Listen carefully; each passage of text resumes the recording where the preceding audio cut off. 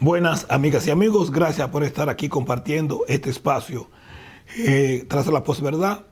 Recuerden suscribirse, darle a la campanita, poner los likes y mandar sus comentarios. Pueden participar de todas las formas que ustedes quieran y los comentarios necesariamente no tienen que ser de alabanza. Críticas son bien recibidas y cualquier tipo de comentario o sugerencia que ustedes tengan es más bien que recibida. Bueno. El Departamento de Policía de la Ciudad de New York acaba de publicar las estadísticas de crimen en la Ciudad de New York entre enero de 2021 a enero de 2022. Todos sabemos que hay una oleada de crimen en todos los Estados Unidos, pero lo que a nosotros nos sorprendió era que New York estuviera en el primer lugar. Es como que el fantasma de los 80 se está regresando.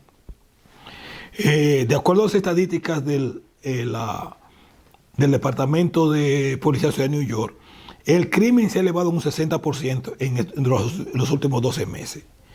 Los crímenes de odio antisemitas se elevaron un 275%. O sea, los ataques en contra de la comunidad judía en la Ciudad de New York, en el 2021 hubieron 4 en enero del 2021. En enero del 2022 hubieron 15. Y crímenes mayores se han incrementado en un 38%. Otro tipo de crímenes como asalto, violencia sexual y todo eso se han incrementado en forma significativa, como ustedes pueden ver en el cuadro. Y uno de los problemas principales en cuanto al crimen es el incremento de los disparos. O sea, la cantidad de personas a las cuales se le ha disparado ha incrementado en un 32%, lo cual ha conllevado a que recién tomado el nuevo alcalde de la ciudad de New York, la dirección de la ciudad de New York, tuvimos uno de los eneros más sangrientos y más críticos en términos de fatalidades de la policía de New York. En el mes de enero del 2022 fueron asesinados 5 policías, de los cuales 2 de ellos eran dominicanos. ¿Cómo explicar esa oleada de crímenes en la ciudad de New York? ¿Y qué podemos hacer? Existe una diversidad de factores que intervienen en el incremento de la criminalidad. Pero la criminalidad es un reflejo de problemas más profundos en una sociedad. Y el incremento de la criminalidad no es algo que surgió por un fenómeno. Claro, con estos números tenemos que tener un poco de cuidado, porque estamos hablando de una época, entre 2021, donde había una situación única en términos de actividad económica. La pandemia del coronavirus obligó a que muchas personas perdieran su trabajo. Eso por una parte. Pero por otra parte, fueron para evitar que se contagiaran del virus, muchas personas que supuestamente habían cometido crímenes leves fueron sacadas de las cárceles, porque las cárceles de New York estaban sobrepobladas. Y ciertas personas, muchas personas con problemas mentales, también fueron liberadas y arrojadas a la calle, como fue el caso de esta señora china que fue arrojada, asesinada en el metro, que lo fue hecha por un tipo con problemas mentales. Entonces ese es uno de los problemas. Otro de los problemas, otra de las causas, es la inequalidad. O sea, tanto económica como racial, falta de oportunidades, el hecho de que, y era una situación que existía antes de que comenzara la pandemia. Lo que pasó fue que durante la pandemia eso se recrudeció. Pero las diferencias en el hecho de que tenemos una economía donde desde los años 70 el ingreso de las personas, de los trabajadores, no se ha incrementado, ajustado a la inflación en nada. Mientras que todo nuevo ingreso que se ha creado durante todos los últimos 50 años, más del 90% ha ido al 5% más rico de la población. Eso a pesar de que el costo de la vida sigue incrementándose. Y si en los años 70 un padre de familia con un solo sueldo, mamá que no trabajaba, era capaz de realizar el llamado sueño americano, que es poseer su propia casa, hoy eso se le está haciendo imposible, inclusive a familias donde los dos miembros, el papá y la mamá, tengan educación universitaria. Realmente la ciudad de New York se ha convertido en un lugar donde el poder vivir se ha convertido extremadamente difícil.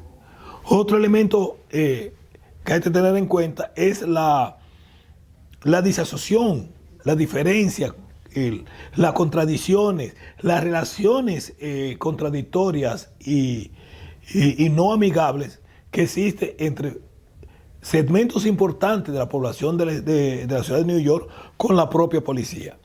En estos días estuve viendo con un amigo, un policía uniformado, y el tipo parecía que iba para la guerra de Vietnam. M16, pistola, chaleco antibala, y parecía más un ejército de ocupación que el cuerpo dedicado a la protección de la ciudadanía. Uno de los elementos que hay que tomar en cuenta en el incremento de los casos de brutalidad policíaca, lo que ha generado una enorme desconfianza de muchos sectores de la población, específicamente los negros y los latinoamericanos, con la policía, es que la policía se ha ido transformando desde un elemento básicamente protector de la ciudadanía a un casi paramilitar. Y eso por dos razones. La primera es que muchos veteranos de guerra que han surgido en los últimos tiempos, especialmente veteranos de las guerras en el Golfo, que hay que recordar que comenzaron ya a finales de los años 80, veteranos de la guerra de Afganistán. El principal hecho de gente ha sido reclutado en masa por la policía en los Estados Unidos y en particular la policía del estado de New York. La mentalidad de un soldado no es la mentalidad de un policía. La mentalidad del soldado es eliminar todo lo que ellos ven como posible peligro para él y para sus compañeros. Y si eso lo combinamos con la enorme proliferación que hay en la ciudad de New York, como en todos los Estados Unidos, de armas, la realidad es que si usted es policía y usted va a un lugar, usted tiene que presuponer que esa persona podría estar armada. Que es uno de los elementos clave en la proliferación de tanto de brutalidad policíaca como en el caso del incremento de los crímenes. Y eso de la portación de armas, a pesar de lo que diga la enmienda, la Constitución, que el porte de armas es un derecho constitucional. La realidad es que la Constitución nos dice que los gobiernos locales no pueden restringir el acceso a las armas. El problema con el acceso a las armas aquí es que eso se hace de carácter local. Por ejemplo, New York tiene una de las leyes más restrictivas en términos de porte y tenencia de armas. Pero otros estados no tienen prácticamente ninguna. Y si yo quiero un arma en el estado de New York, pero yo no cumplo con las restricciones del estado de New York, pues yo simplemente voy y me voy a otro estado, la compro allí y la traigo. Y eso ha creado un tráfico de armas bastante significativo, que lo ha expresado varias veces el nuevo alcalde de New York, Eric Adams, de que hay que enfrentar con una política global, nacional, el problema de la tenencia y porte de armas. Porque No importa lo que haga un Estado. Si los otros estados no tienen el mismo nivel de restricciones, no hay posibilidad de tener ningún tipo de control de armas. Pero finalmente, todo depende del valor de las personas. Y donde nosotros no hemos querido invertir específicamente en los últimos años, y especialmente después de la revolución de Reagan, que comenzó allá por los años 80, donde se ha ido desmontando el sistema de pago de impuestos que le permitía a las ciudades y a los municipios tener ingresos suficientes para incrementar la educación. Eso se ha ido desmontando. Se le ha dado un gran incremento a la educación privada. Y si nosotros no invertimos en educación, no importa lo que nosotros hagamos, la base de la reducción de la criminalidad a sus características mínimas es la educación. Nosotros tenemos que invertir más y más en educación. Es imposible que el país más rico del mundo, en la ciudad más rica del mundo, un profesor se encuentre con alrededor de 28 y 30 muchachos en un salón de clase. Segundo, el abandono de nuestros muchachos después que salen de la escuela. Porque la cuestión es la siguiente: los padres se van a trabajar y regresan a las 6, a las 7 de la noche a la casa. Pero los muchachos están en el medio a partir de los 13 años. Aquí, y de acuerdo a las leyes de acá, de la ciudad de New York, a partir de los 13 años un niño puede quedarse solo en la casa o puede salir solo de la escuela hacia su casa. No tiene que estar recogido por nadie. Entonces él sale a las 2 de la tarde, pero mamá y papá llegan a las 6 o a las 7 de la noche a la casa. Entre las 2 de la tarde y las 6 a las 7 de la noche, esos muchachos andan por ahí como haciendo lo que les da la gana.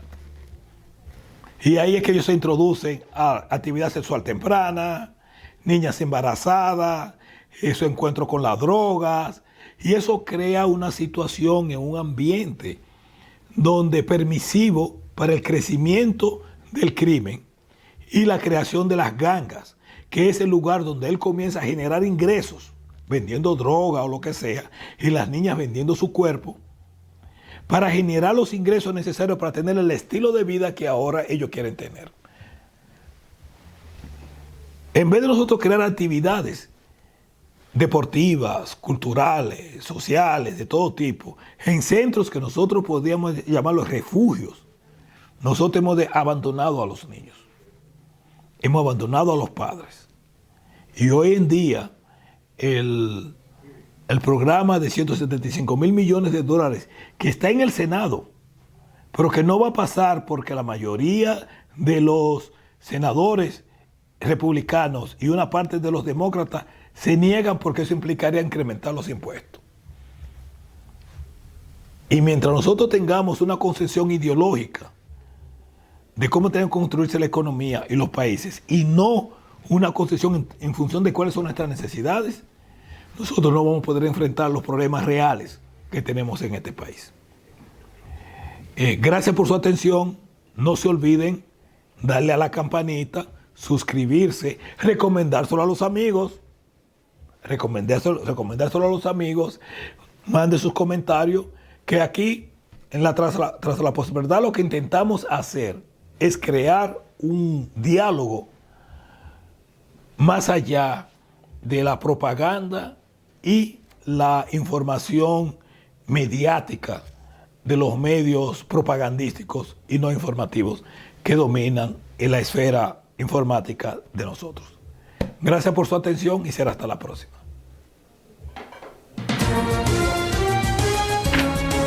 Ok, entonces tú eres...